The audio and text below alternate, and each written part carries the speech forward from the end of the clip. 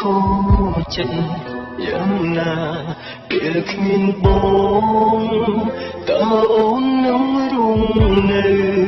យ៉ាងណាពេលកុំបងធ្វើអ្វីមិនល្អត្រង់ណាអូនទៅណាដឹកក៏មិនលីចាប្រាប់បងយំមិនលឺជឿខ្លាំងណាស់តើពេលនេះមានអ្វីកើតឡើងកំពុងក្តៅដូចជាទឹកភ្លើងរឿងពួកយើងនឹងមកកំណត់តបង្ហើបមកទាំងគ្នាមិនដងត្រែកបងបានលឺអត់ហើយអ្វីបងជួបរឿងកុំសត់មកនេ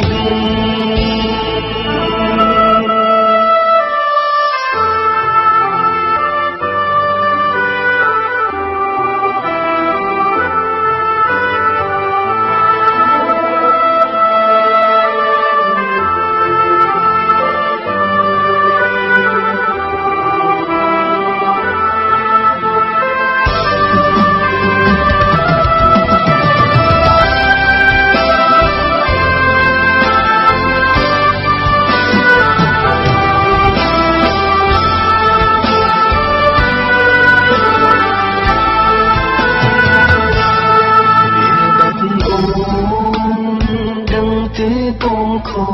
ចចិត្តយ៉ាងណាពេលគ្មានបង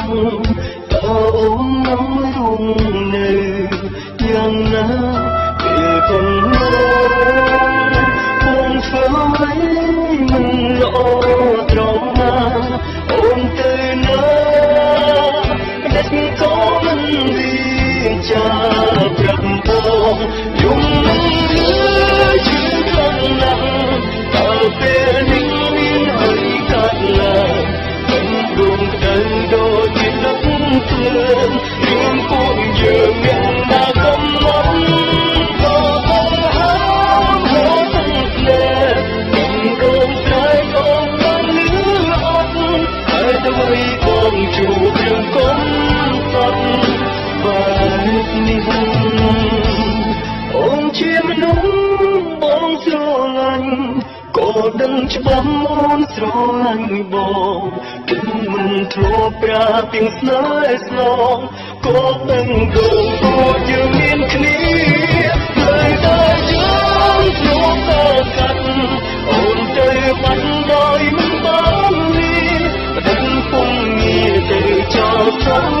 សាក្នុងចិត្តចាំទេថាយើងជាសង្សារក្នុងចិត្ត